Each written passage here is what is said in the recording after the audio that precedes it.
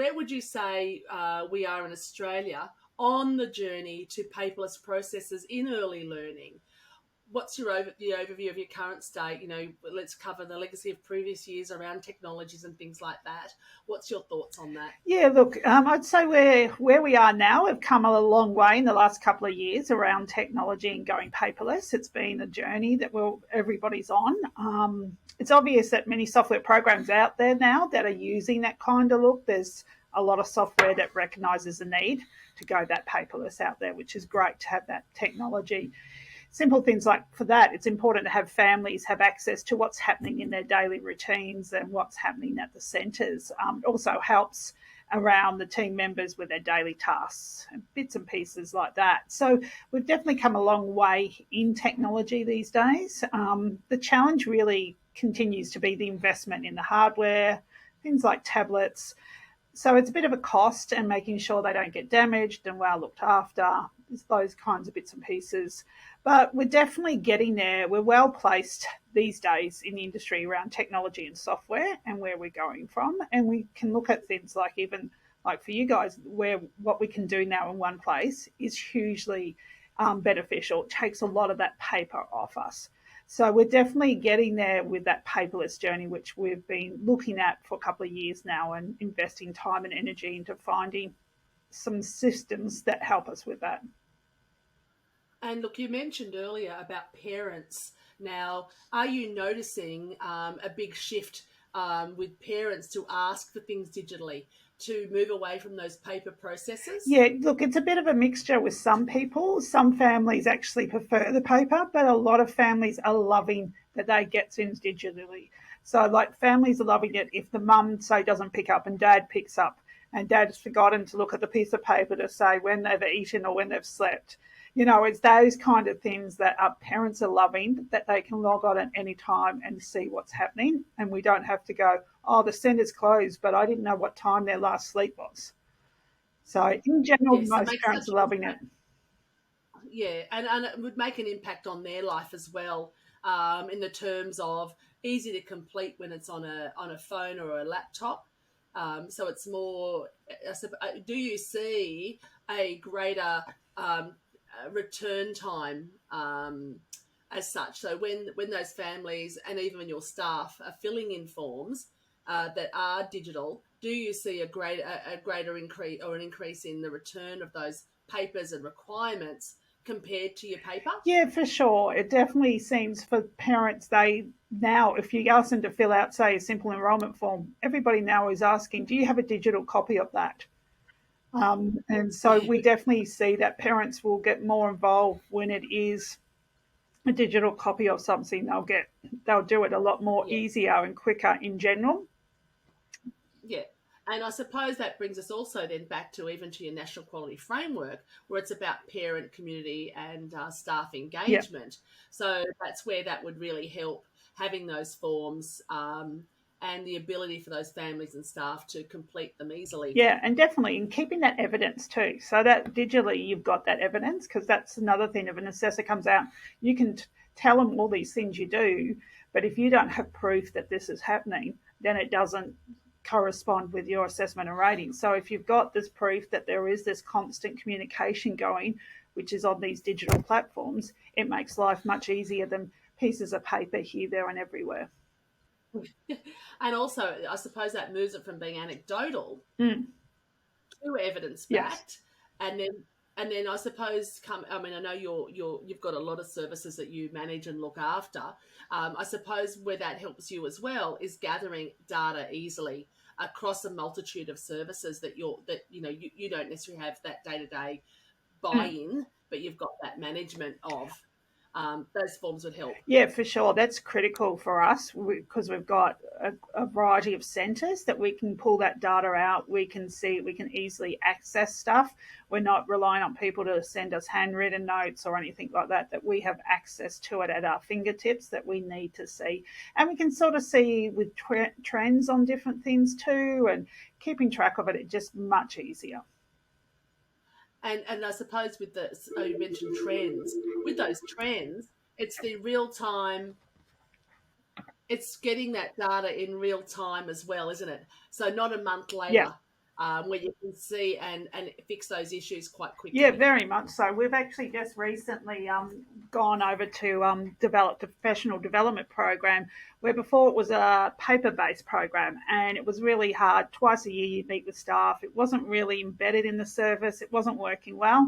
So we've just recently developed something that we've done all online that we will constantly add. So we can make notes up there, anybody on the senior leadership team, plus the educator can make notes. So they can see it. They're not waiting to the end of the month for us to give feedback or vice versa. Yeah. So now we've covered a whole heap of benefits to moving towards Yep. paperless.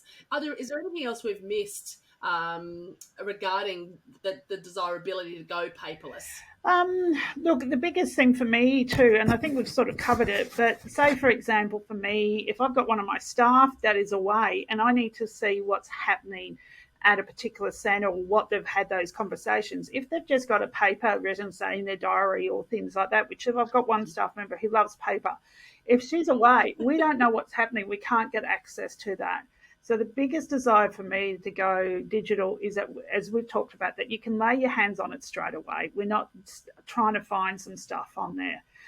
So that's our biggest concern around keeping track of at that stage. At any time, we know what's been said, where we're up to with different things. The other big thing is saving on paper. So, and archiving, like many childcare centres have always had issue with storage. Like that's the number one complaint when I go into centres. We don't have enough storage because most of their storage cupboards are full with boxes of archive documentation because some of these things we have to keep for 7 years, some 3 years, some 21 years or 25 years now. So there's a lot of documentation, a lot of storage with paper. Yes. And also, I mean, that's a Yeah, cost, right?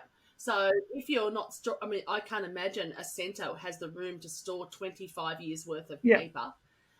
So there's an added cost to that. Whereas usually with digital, the cost is very yeah, small. that's it. And you definitely can just, even the environment we can look at, not having paper. So that's another big thing. And for a lot of centres, that's a big thing around Quality Area 3 is around we're more sustainable. We're not using so much paper. Yeah, absolutely. Paper is, and also, I mean, if you're thinking digital and using a data Yeah, server to store your information, and if something happened, and look, we've seen this recently, haven't we? Floods, fires, exactly. things Yeah, happen that paper just that's it. goes. You can't replicate that paper. Very much so. So it's certainly saving a lot of Mm, heartache. Not even has that happened, but you don't know. We're not mind readers as such, that's or it. what can go on in Yeah. the future. Yeah, so that's a big issue in the way that you see that storage. Now, I know one of the things I was going to ask you was with this paper, when you have an educator or a centre manager completing pieces of paper, and they put that paper into those storage boxes and they see nothing happen Yeah. to it. Is there a difference with what you do with your data between that paper storage and that digital data for support right down to your educator level? Well, I think it's more if it's digital. A lot, as she said, you could write some stuff and have some ideas, but it goes in the box and never gets taken out of it. If you're like, I'll go back to our professional development program with our appraisals and all that. It could go if it's on paper, it gets pushed aside and never looked at. Once again, if you've got digital stuff, they can have a look at it. They have access to it. You could say, "Oh, don't forget we spoke about this. You can go see it here," kind of thing. Otherwise, you have to try to drag it out of paper. A lot of paper documents just collect dust. You look at even your Yes, policies, Senate policies. We all have to have policies, and it's important. And yes, you do still have to have them printed out. But parents, if you store them electronically and have access for staff and parents, they're going to view those policies a lot more than out in the foyer. I bet you, if you go to any centres, you look at their policy folder, and it's collecting dust. absolutely. I can imagine that. And even as a parent walking into a centre, you're probably more inclined to ask for a digital Hmm. copy than you are to look at the folder and work out where that information is you're trying to Yeah. find. Absolutely. Now, with that, what areas, we've discussed so many areas, what areas do you see that are the easiest or offer best value to streamline with paperless systems? Yeah, look, the first step to me is finding those quick and easy ones we do. So things like daily routines and checklists. So simple things like nappy change, because it's easy. It's a yes or no. Was it changed? Was it not? You don't have to put a lot. So the first thing for streamlining is go to those really easy ones. Even a little bit more of that sleep information, what we ate today, there's a little bit more that goes into it, but it just is quick and easy and it just streamlines it. And then you go through further on different checklists that you can put into place and work out which is the quickest ones to do first to get the people comfortable using them.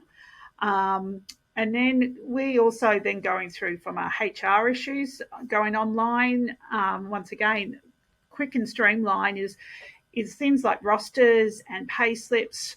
If you're still doing a paper copy, someone asks for a pay slip, they need to go for a loan, you have to sort through your system, email it. If they've got access to their own pay slips, they can get it. Saves centre managers so much time.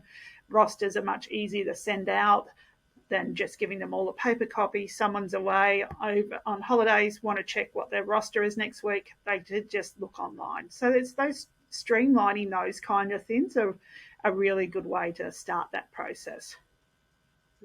And you mentioned just HR and things like that, right down to your staff induction and onboarding forms would make a major difference to staff and even onboarding your new staff. Oh, that's it. And once again, we're in the process of doing our induction checklist. Up to recently has been a paper copy. And it's really important that you keep a copy of these things. That we're just in the middle of doing it all electronically. And so when a new staff member starts, we can actually link them to this and they can start looking at the induction checklist before they even start. We can attach documents instead of giving them a whole heap of stuff when they start and they walk out of the centre with this whole heap of Bible paperwork. That induction, doing it all electronically, that way they can access that at any time. They're not going to keep those documentation, and the induction checklist of them being able to look at it before they even start is a huge difference. And I suppose even then they have access to it ongoing. If they've got a question, they can go back easily. That's it. Or we can refer them to it. Like we spoke to you at this stage and all that. And once again, it's evidence-based. So if there is ever an issue in the department, one of the first things they'll ask is, can we have a copy of, and if any staff are involved, their induction. So if it's all online, there's a lot more in there. It's a lot more thorough. You can send that off to the department. Absolutely. And look, with that, and it's just about staff induction, onboarding and things like that, with those forms that that your staff and or parents are able to access, especially staff, what do you see or do you envisage a change in consistent practice? Because all of a sudden you're sending out a form that covers, no matter what centre, what room you're in, you're getting the same information. So could you see that improving consistent practice and consistent sharing of knowledge? Yeah, for sure. And that's our hope, like with a lot of stuff where we're heading and what we're doing, to get that consistent thing happening, because they're all getting the same information. And they can also be chatting online together. Oh, I got this out of that, or I looked at it this way. So people can have more of that online chat and get more involved with it, but it's that consistent approach. They've all got the same thing. All right, you got this same form as this person. It's that consistency. Yeah, and that is so important to maintaining your rating as well, isn't it? Having that approach and even improving your rating and maintaining that your national quality framework policy procedures. Exactly. And once again, going back to, even if there is an issue at your centre, one of the biggest things you can do to help if there's something that goes wrong, ideally you don't want anything that goes wrong, but things happen. If you have good systems into place, it's going to make it much easier when it is being investigated by the department, because they can see things. If you've got stuff here, there, everywhere, and you can't put your fingers on it straight away, they start wondering what's happening. It really helps from that part of it too. Yeah, and that then that operational information, having it all in one place, makes such a difference. Yeah, for sure. Sorry for the play on words there, but I just had to drop it in. Love it. Do it. And now that leads us on to, so we used to talk about the software. Now let's move on to the hardware Yeah. part. What about devices? How are you finding Yeah, that? and look, that is, as I talked about earlier, that's probably one of the biggest hurdles for services to get through because you have to have the devices. This only works if you've got enough devices around. It's no good implementing a system that you want to go paperless, but have 2 iPads for the girls to use across the centre. You've got girls wanting to take, I shouldn't say girls, you've got team members, educators taking photos and documenting their learning, but you've also got, at the same time, you're changing nappies, you're doing different things, you've got checklists that you're going to do, cleaning checklists, all that kind of stuff. You need to make sure you have that infrastructure of your devices. So in general, most people use iPads, but it's just tablets and working what works for the centres are best. But centres do need to invest in that. And it's an ongoing investment because technology changes. Also, accidents happen. Unfortunately, things happen. Devices get dropped. You want to make sure you've got it as in a safe case as much as possible, all those kind of things. Make sure you're storing it properly because that's the other issue. If people are leaving these devices out, it has been known that parents can or people can come and take them. So you have to look at that investment and how you're going to store these things, how you're going to charge them, how you're going to look after them the best. Because I can imagine through the day they get overuse, they get lots Yeah, of use, so they need to be fully charged by that morning to start that's with. right. They need to be fully charged. And things like iPads, if you charge it a little bit, then use it and charge it a little bit, the battery dies. So you got to make sure you get as much use out of those things and the long life. So you got to make sure it's fully charged and doing all those kind of things. And I suppose that also then comes down to buy-in from your staff, educator, centre That's right. manager on using those Yes. devices, and the storage of those, and having someone who's the responsible user, for want of a better word, to make sure that that all happens, like you Yeah, said, and that yeah. covers. Yeah. Oh no, I can. I'd say and then of course, do you have laptops as well? Yeah, we use laptops as well. So a mixture of tablets, laptops, and computers, desktop computers as well. So some things are apps that are used on iPads, and you can use different things. Like we use Story Park as well, where it's an app, but we can also get onto our desktop. Same with OnePlace; it's you use it on a tablet as well as on a computer.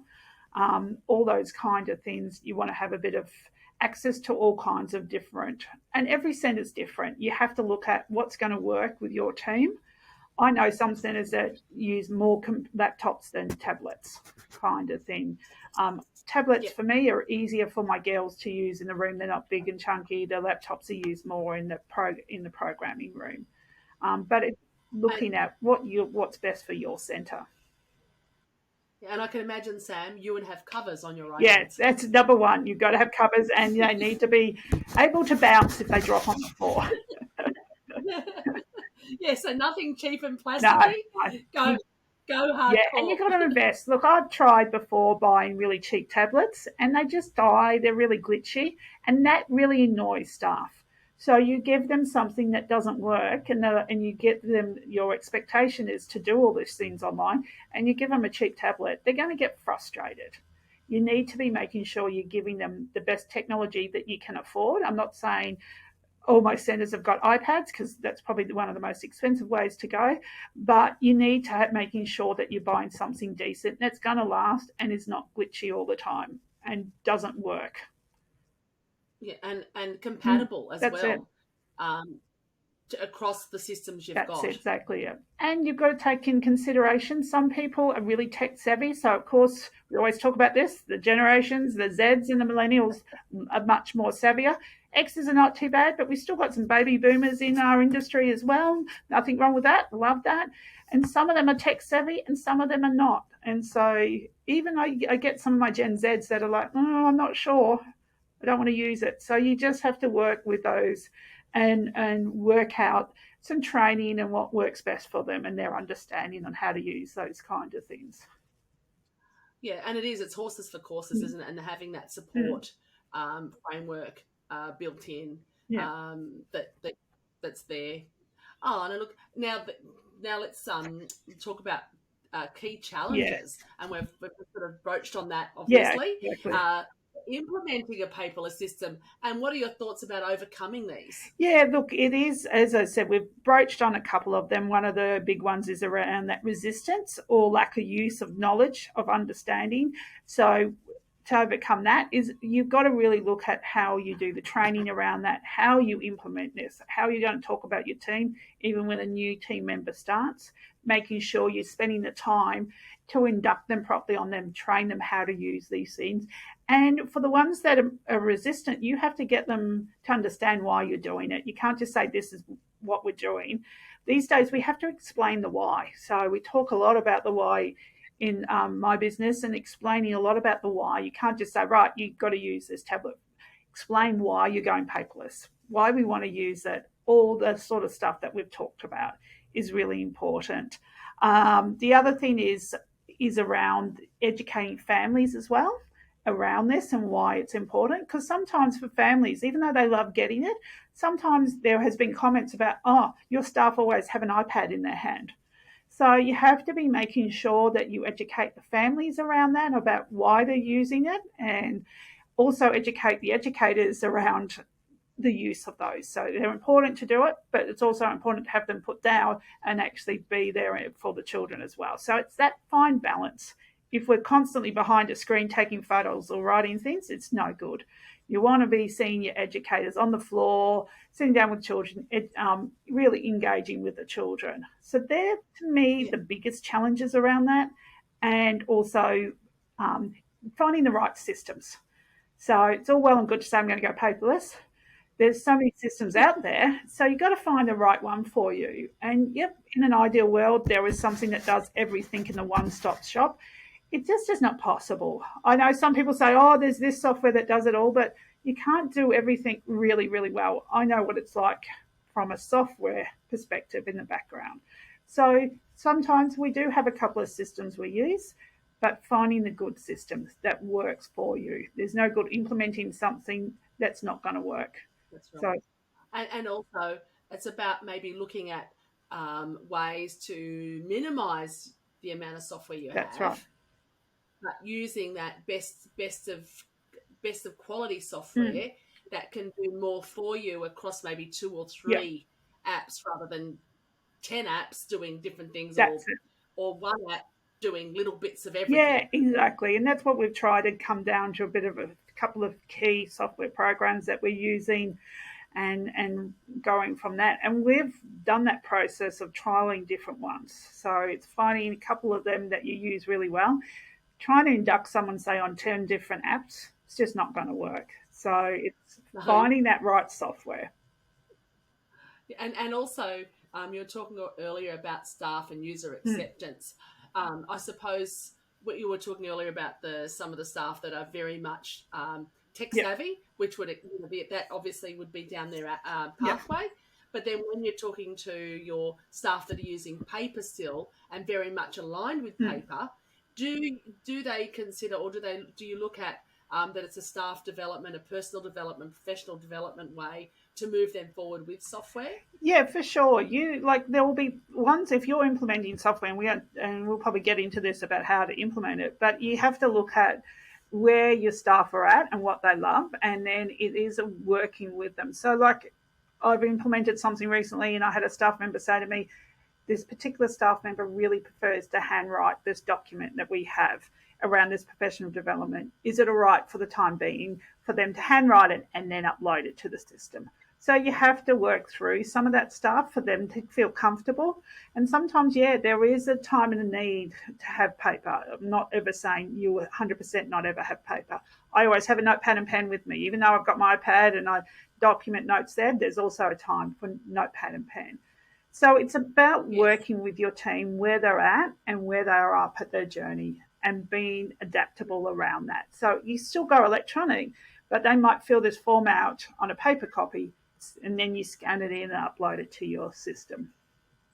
Yeah, it's all about That's it. compromise to a degree until they feel comfortable to move That's it. forward. And I suppose with any technology, what you're doing with that is moving from that paper. It's really, we never remove risk altogether, but we can reduce risk. Yeah, that's right. Exactly. Now, uh, let's. I know we've got some listeners who would love to know your advice for getting Yeah. started. What's your key areas on how they get from that paper to that digital environment? Yeah. So look, it's been a learning journey for us, and some of these things I've learned and like, oh, I should have done it that way. So definitely some things I've done the wrong way, and like anything, you learn. First bit of advice is take your time. So that's really important. And that was key for me. I'm a bit of a go get, I want to get things done. So sometimes I can rush ahead. So I've had to learn to slow down and take our time. So take time and have a really good look at the bigger picture where you want to go and spend the time finding out the different software systems, what's going to work for you. The other thing is make sure you've got the infrastructure into place. So once you start going down this journey of what you want to do, what kind of infrastructure? Like I said earlier, it's no good going, yes, we're going to implement this and we're only going to start off with 2 iPads or 2 tablets. It's not going to work. Make sure you know your infrastructure that you need, because there's nothing worse for staff of implementing something if they don't have the tools to do it properly. Also, take the time with your team. So explain the why. Don't just say, right, we're implementing. Why? And get some of your team members on board on this journey as well. So the ones that you know that would love this kind of system, get them to have the buy-in, get them to come on this journey with you, and then make sure you do that training with them properly. Get that training done. Families as well is important to get involved with this process. If you haven't got any electronic, we're looking at going this way. Get family feedback, because once again, that links to our national quality standards and around getting feedback from our families. So you should be letting families know as you go along this journey, this is what we're looking at doing, and explaining even the why to them and getting their feedback. Making sure there's also someone to monitor this. Like you've got to have someone monitoring and leading this of where you want to go and how you want to do it. So you've always got to have that person and that could be a variety of different people in the centres. It could be still the centre manager. It could be the approved provider. It could be one of your staff members that are really tech savvy and is pushing this. They want to get rid of the paper. They can be in charge and let them go through and go from there. And you've got to have your guidelines from an owner's perspective and all that. You'll want to have put things into place. What's the budget we're working with? What do we need? And then, just continue working with it and getting feedback from the team as you go along. Are you liking it? What are you doing? Like for us, we tried a couple of different softwares. So we recently changed our CCS software, and for about the last year or so, we've tried 3 or 4. I've used the one system for a very long time, and we wanted to change. But we took the time to look at a couple of them to really understand. Even with us, with one place, we've been looking at it for a while, and it's just, let's have a look at it. Let's have a play with it first. Let's give it a try. Like we'll trial a software in one of our centres first before we do a massive rollout. We want to see how it looks and feels, and if it's going to meet your needs. Absolutely, and that's what's so important. And every even though we're all working towards the same national quality framework, each of us do it differently. Exactly. Said. Oh, look, now before we finish up, we always like to ask our wonderful guests for their personal motto or a motivational quote. Do you have any wise words that resonate with you, Sam? Look, I'm really addicted to a lot of personal and professional development, so it's something that I love, looking at different quotes and wise words and looking at people. Like I'm inspired by people like Simon Sinek and Brené Brown and all that kind of stuff. One of the people I really have loved over the years is a gentleman called Dr. Wayne Dyer. He's no longer with us, but was an amazing man with lots of wise words. And one of his quotes have really resonated with me, especially recently, with how everything is in the world, and that is change the way you look at things, and the things you look at change. So to me, that talks about, and I talk about this with the team, it's not the actual issue that's come up, it's how we react to it, it's how we look at it. So if we look at it differently, of course that's going to change. No matter what, you can either see something that can be disastrous or something you can learn and grow from. So it's about the way, and I'll go through it, is change the way you look at things, and things you look at change. And I find that quite powerful and quite motivating. Yeah, I agree with you. That's a very powerful, wise word, wise set of words there from you, Sam. Now, that's awesome. Thanks for sharing these thoughts with us today and all of your knowledge and expertise. And of course, all to our audience who are joining us. We'll have notes for the show on our blog and links for both Sam and Giggletree so you can follow their activities online. If you've enjoyed the session and would like to recommend a leader for us to talk to, please let me know.